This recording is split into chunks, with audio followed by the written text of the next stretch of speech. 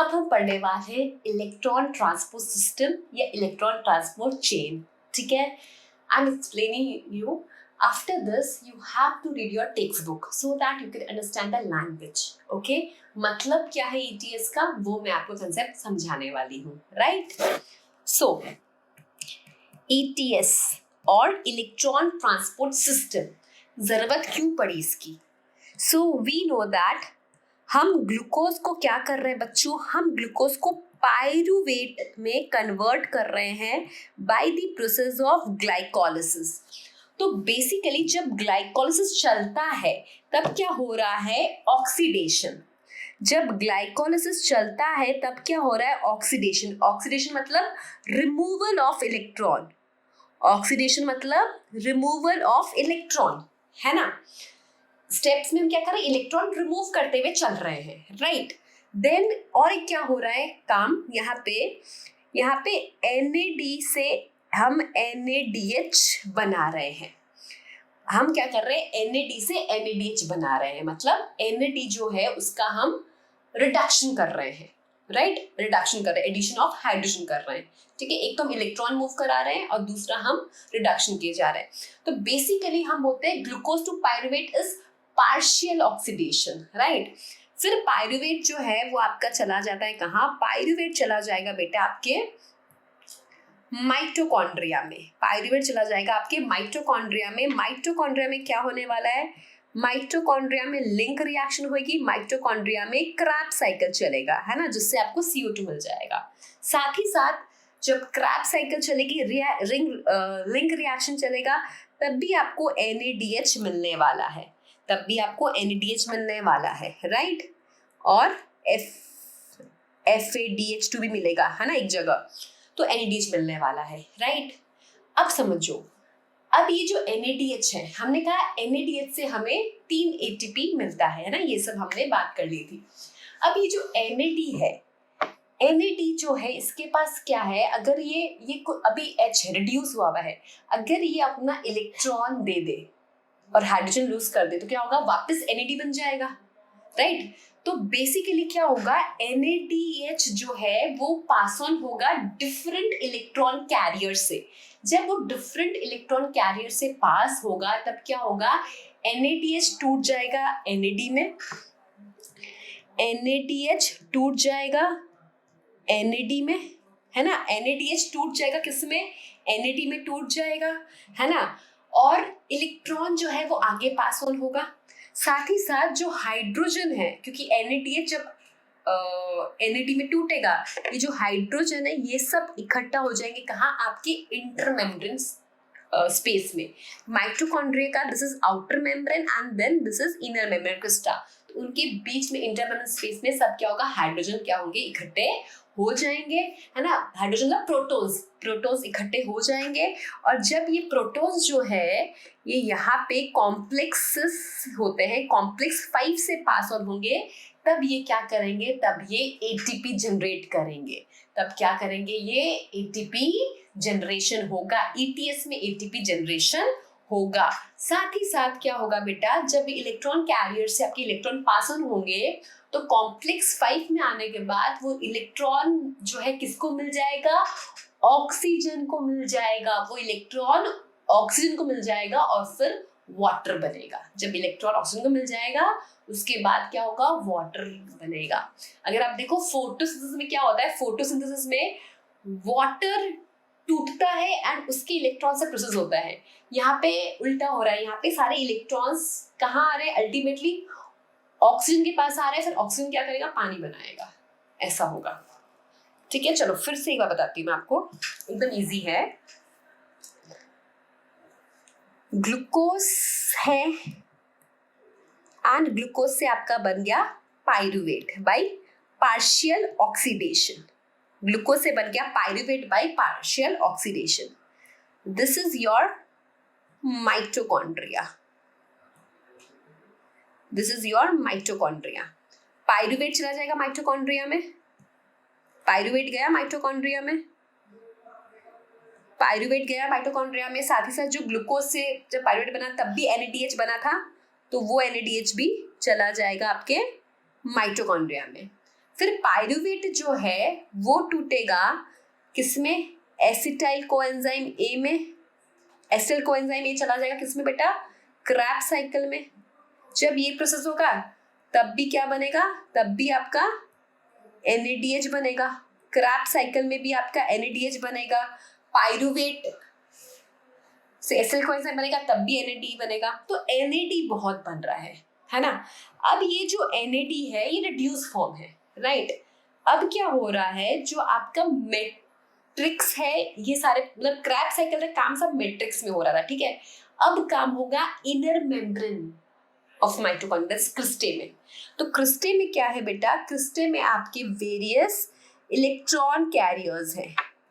Cristae में क्या है, क्रिस्टे में आपके इलेक्ट्रॉन कैरियर्स है ना, इलेक्ट्रॉन कैरियर्स है, कॉम्प्लेक्सेस है, कॉम्प्लेक्स 1 2 3 4 5, और बेसिकली वो जो कॉम्प्लेक्सेस है they are basically electron carriers, ठीक है, इलेक्ट्रॉन कैरियर्स है। अब क्या होगा, जैसे कॉम्प्लेक्स 1 से कॉम्प्लेक्स 2 में जाएगा, कॉम्प्लेक्स 2 से कॉम्प्लेक्स 3 में जाएगा, कॉम्प्लेक्स 3 से कॉम्प्लेक्स 4, ऐसे। एक्चुअली टेक्निकली देखा जाए तो होता कैसे, कॉम्प्लेक्स 1 से 3 में, 3 से 4 में, और 4 से 5 में, और कॉम्प्लेक्स 2 से 3 में। मतलब 1 और 2 ऐसे नहीं होता, 1 3 4 5 2 3 4 5 ऐसे जाता है, 1 3 4 5 2 3 4 5 ऐसे वे काम करता है, ठीक है। तो कॉम्प्लेक्सेस में जाएगा, तो जब ये जाएगा तो क्या होगा, NAD जो NAD है यहाँ पे, जो आपका NADH है, ये NAD में बदल जाएगा, मतलब लॉस ऑफ हाइड्रोजन हुआ और इलेक्ट्रॉन, राइट। अब क्या होगा, ये जो हाइड्रोजन है ये इलेक्ट्रॉन कैरियर के थ्रू जाके यहाँ इंटरमेम्ब्रेन स्पेस में इकट्ठा हो जाएगा। इंटरमेम्ब्रेन स्पेस में क्या होगा, जाके इकट्ठा हो जाएगा, ठीक है। और सारे हाइड्रोजन्स ऐसे इकट्ठे हो जाएंगे, और फिर मैंने कहा था जो आपका कॉम्प्लेक्स 5 है, कॉम्प्लेक्स 5 है F0 एंड F1, कॉम्प्लेक्स 5 है आपका ये F0 और ये हेड है F1, और इससे जब हाइड्रोजन पास ऑन होगा, प्रोटॉन्स पास ऑन होगा, तब आपका ATP जनरेशन होगा, ये घूमेगा। एंड ये जो फोर्थ चैम्बर है आपका, फोर्थ चैम्बर जो है, फोर्थ कॉम्प्लेक्स जो है, ये ऑक्सीजन को इलेक्ट्रॉन दे देगा। ये जो फोर्थ चैम्बर है, फोर्थ चैम्बर जो है वो क्या करेगा, ऑक्सीजन को इलेक्ट्रॉन दे देगा, ठीक है। ओके, अब देखो स्ट्रक्चर देखो, दिस इज योर माइटोकॉन्ड्रिया। तो मैं खाली इतना वाला पोर्शन जो है वो बनाने वाली हूँ, ठीक है। सो ये आपका आउटर मेम्ब्रेन हो गया, and this is your inner membrane, cristae, ठीक है। ये आपका समझो फॉर एग्जाम्पल है कॉम्प्लेक्स 1, ठीक है, दिस इज योर कॉम्प्लेक्स 1। तो कॉम्प्लेक्स 1 कौन है, कॉम्प्लेक्स 1 का नाम है NADH डिहाइड्रोजिनेज। कॉम्प्लेक्स 1 का नाम है NADH डिहाइड्रोजिनेज। कॉम्प्लेक्स 1 का नाम क्या है, NADH डिहाइड्रोजिनेज, ठीक है। ये बना हुआ है FMN एंड FES से, इलेक्ट्रॉन कैरियर्स, ठीक है, FMN और FES से। क्या है, NADH डिहाइड्रोजिनेज। कॉम्प्लेक्स 1 का नाम है NADH डिहाइड्रोजिनेज। अब क्या होगा, सबसे पहले NAD आएगा, NADH आएगा, NADH आएगा और कन्वर्ट हो जाएगा NAD में। तब क्या किया इसने, बेसिकली हाइड्रोजन लॉस किया, वो हाइड्रोजन चला जाएगा इंटरमेम्ब्रेन स्पेस में, वो हाइड्रोजन चला जाएगा किसमें, इंटरमेम्ब्रेन स्पेस में, ठीक है। समझो ये हाइड्रोजन चला गया इंटरमेम्ब्रेन स्पेस में, ठीक है। और इलेक्ट्रॉन क्या होगा, इलेक्ट्रॉन जो है वो आगे पास ऑन हो जाएगा। कॉम्प्लेक्स 1 से इलेक्ट्रॉन जाएगा यूबिक्विनोन के पास, कॉम्प्लेक्स 1 से इलेक्ट्रॉन जाएगा UQ is ubiquinone, ubiquinone is a mobile carrier, quinone क्या है बेटा, मोबाइल कैरियर है। अब यूक्यू से फिर इलेक्ट्रॉन जो है वो आके पास होगा एंड फिर हो जाएगा कॉम्प्लेक्स 3 में। मैंने आपको पहले ही कहा था कि कॉम्प्लेक्स 1 से 3 में जाएगा, 2 में नहीं जाएगा, है ना। कॉम्प्लेक्स 3 में, कॉम्प्लेक्स 3 का नाम क्या है, कॉम्प्लेक्स 3 का नाम है cytochrome BC1। Cytochrome BC1। Complex 3 का नाम क्या है, कॉम्प्लेक्स 3 का नाम है साइटोक्रोम BC1। इसमें 4 आपके कैरियर्स है, कौन कौन, cytochrome B, then FES, then ubiquinone, then cytochrome C1। ठीक है, साइटोक्रोम C1, राइट, ये 4 है। तो यहाँ पे क्या होगा, आपका जो हाइड्रोजन है ना, हाइड्रोजन है वो क्या हुआ, यूबिक्विनोन के थ्रू भी अंदर जा सकता है और FMN के थ्रू जा सकता है, यूक्यू के थ्रू जा सकता है, और यहाँ पे कॉम्प्लेक्स 3 में भी यूक्यू है तो इसके थ्रू हाइड्रोजन क्या होगा, आपके इंटरमेम्ब्रेनल स्पेस में जा सकता है। इसके अलावा कोई भी हाइड्रोजन को इंटरमेम्ब्रेनल स्पेस में नहीं पहुंचा सकता, सिर्फ FMN, यूबिक्विनोन और जो कॉम्प्लेक्स 3 वाला यूबिक्विनोन है वो हाइड्रोजन को अंदर पहुंचा देगा। ठीक है, अब कॉम्प्लेक्स 3 से ये जाएगा फिर से एक मोबाइल कैरियर के पास। ठीक है, फिर से आपका इलेक्ट्रॉन जो है वो जाएगा एक मोबाइल कैरियर के पास, जिसका नाम है साइटोक्रोम सी। जो मैंने ग्रीन से बनाया है बेटा, तो इसमें 2 मोबाइल कैरियर्स है, एक तो यूबिक्विनोन और एक साइटोक्रोम सी। ETS में लिख लीजिए, ETS में 2 मोबाइल कैरियर्स है। ETS में you have 2 mobile carriers, ubiquinone and cytochrome C. ETS में आपके पास 2 मोबाइल कैरियर्स है, कौन कौन, ubiquinone and cytochrome C. NEET का क्वेश्चन। देन साइटोक्रोम सी से वापस इलेक्ट्रॉन पास ऑन होगा एंड जाएगा कॉम्प्लेक्स 4 के पास, कॉम्प्लेक्स 4 यहाँ लिखती हूँ मैं, कॉम्प्लेक्स 4 नहीं, चलो यही लिखती हूँ। कॉम्प्लेक्स 4 का नाम क्या है बेटा, कॉम्प्लेक्स 4 का नाम है आपका साइटोक्रोम ऑक्सीडेज। कॉम्प्लेक्स 4 का नाम है साइटोक्रोम ऑक्सीडेज इस कॉम्प्लेक्स 4 का नाम। इसमें कौन कौन है, इसमें साइटोक्रोम A है, देन साइटोक्रोम A3 है, दोनों जुड़े हुए हैं कॉपर सेंटर के साथ, साइटोक्रोम ऑक्सीडेज इस कॉम्प्लेक्स 4। तो वे क्या हो गया, देखो BC1CAA3 है ना, देखा BC1CAA3, ये पूरा पाथवे है इलेक्ट्रॉन्स का। फिर इसके बाद आ जाएगा आपका कॉम्प्लेक्स 5 ATP वाला, जिससे जब ये जो प्रोटॉन्स इकट्ठे हुए हैं, जब इससे पास होंगे प्रोटॉन्स, तब क्या होगा, आपका ATP जनरेट होगा। जब हाइड्रोजन प्रोटॉन्स पास होंगे तब क्या होगा, आपका ATP जनरेट होगा। समझ में आया। और जो कॉम्प्लेक्स 4 है, जो आपका कॉम्प्लेक्स 4 है, उससे क्या होगा बेटा, उससे आपका ऑक्सीजन जो है, इलेक्ट्रॉन जो निकले, ऑक्सीजन बाहर है ना, तो मैट्रिक्स में वो क्या करेगा, ये इलेक्ट्रॉन्स ले लेगा, फिर हाइड्रोजन के साथ भी जुड़ा होगा एंड आपका वाटर का सिंथेसिस होगा मैट्रिक्स में। ठीक है, तो बेसिकली बच्चों, जो ऑक्सीजन हम इनहेल कर रहे हैं वो यहाँ पे यूज हो रहा है ETS में। हम जो ऑक्सीजन इनहेल कर रहे हैं वो ये जो इलेक्ट्रॉन है जो पूरा पास ऑन हो रहा है, तो कॉम्प्लेक्स 4 से इलेक्ट्रॉन आ जाता है ऑक्सीजन के पास एंड देन वाटर बनता है। ठीक है, और जो आप क्रैब साइकिल में CO2 बना रहे थे, वही CO2 बेसिकली हम क्या कर रहे हैं, एक्सहेल कर रहे हैं। This is what respiration is, right. समझ में आया इतना? चलो और करें एक बार, चलो वापस समझाती हूँ।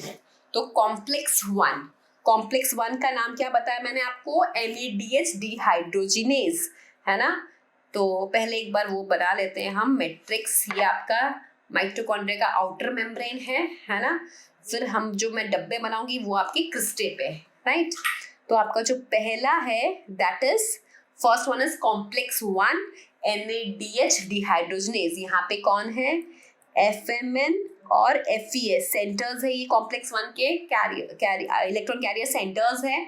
आपका कौन आया, NADH आया, क्या बन गया NAD+, है ना। अब यहाँ से जो FMN है वो क्या करेगा, हाइड्रोजन को यहाँ भेज देगा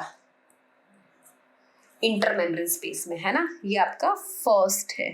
फिर आपका नेक्स्ट आएगा मोबाइल कैरियर, नेक्स्ट आएगा बेटा आपका मोबाइल कैरियर। तो कॉम्प्लेक्स 1 और कॉम्प्लेक्स 3 के बीच में कौन सा मोबाइल कैरियर है, UQ, that is ubiquinone. Complex 1 और कॉम्प्लेक्स 2 के बीच में कौन सा मोबाइल कैरियर है, UQ, that is ubiquinone.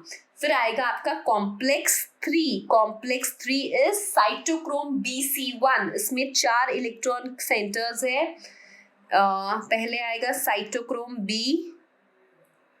Then आएगा FES, then UQ and then cytochrome C1।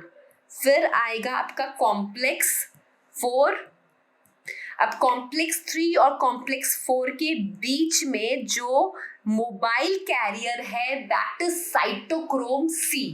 Complex 3 और कॉम्प्लेक्स 5 के बीच में जो मोबाइल कैरियर है that is cytochrome C। Cytochrome 4 क्या है, cytochrome 4 is your complex 4 is your cytochrome oxidase, complex 4 is your cytochrome oxidase। यहाँ पे कौन आएगा बेटा, यहाँ पे आएगा cytochrome A and cytochrome A3। तो जो हाइड्रोजन पास ऑन होता है मैं आपको बता दूं, एक तो FMN के थ्रू होता है और एक यूबिक्विनॉन के थ्रू होता है। कॉम्प्लेक्स 4 कोई हाइड्रोजन पास ऑन नहीं कराता A3 से, बेसिकली A3 से क्या होगा, A3 से इलेक्ट्रॉन ऑक्सीजन को मिल जाएगा। तो आपको ये भी वे याद रखना है, साइटोक्रोम B के बाद आता है cytochrome C1, then cytochrome C mobile carrier, then A and then A3। ये पाथवे भी आपको याद रखना है। अल्टीमेटली इलेक्ट्रॉन ऑक्सीजन को कौन दे रहा है, A3 दे रहा है। ऑक्सीजन को इलेक्ट्रॉन कौन दे रहा है, A3 दे रहा है, ठीक है। फिर आएगा बेटा आपका कॉम्प्लेक्स 5। कॉम्प्लेक्स 5 आपका ATP सिंथेटेज वाला, ATP सिंथेज वाला F0 F1 है ना, इससे प्रोटॉन्स पास ऑन होंगे तब ATP का जनरेशन होगा। अब अगर आपका चला 2 वाला पाथवे है ना, कॉम्प्लेक्स 2 वाला पाथवे, तो समझो ये है आपका कॉम्प्लेक्स 2। तो इसमें बेसिकली क्या होता है, इसमें आपका FADH2 आएगा, FADH2 आएगा। This is succinate dehydrogenase. Complex 2 का नाम है सक्सिनेट डिहाइड्रोजिनेज, है ना। FADH2 से बन जाएगा यहाँ पे FAD और बाकी कॉम्प्लेक्स 2 से वापस यूबिक्विनॉन। तो basically complex 1 to complex 3 the link is ubiquinol, complex 2 to complex 3 the link is ubiquinol, complex 3 to complex 4 the mobile carrier is cytochrome C, ठीक है। देखो ये डायग्राम जो आपका इधर है टेक्स्ट बुक वाला,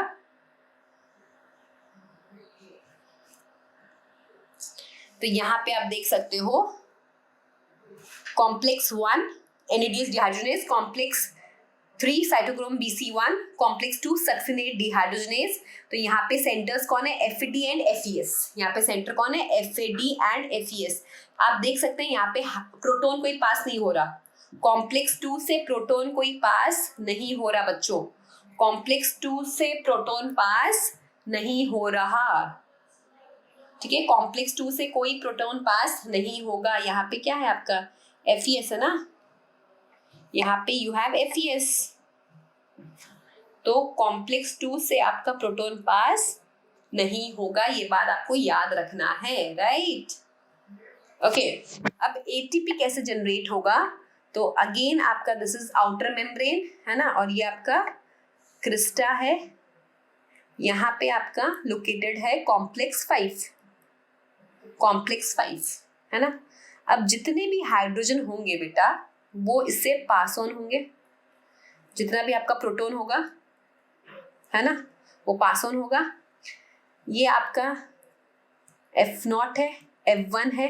अब जो F0 है वो चैनल है, F0 है वो चैनल है, और F1 जो है हेड है। तो बेसिकली रोटेशन होगा, है ना, रोटेशन होगा।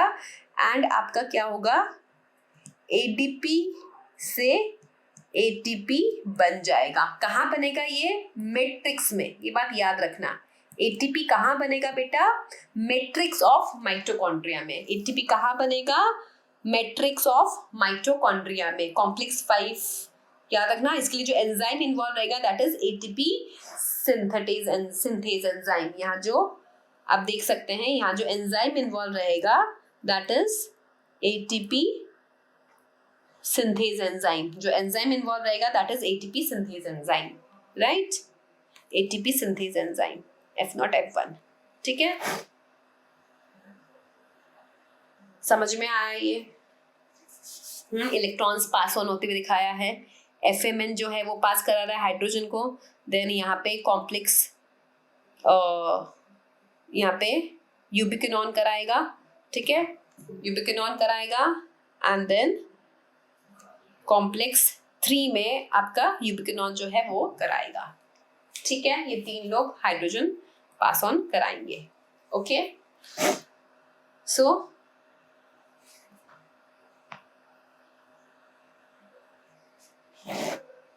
this is all about ETS. Thank you.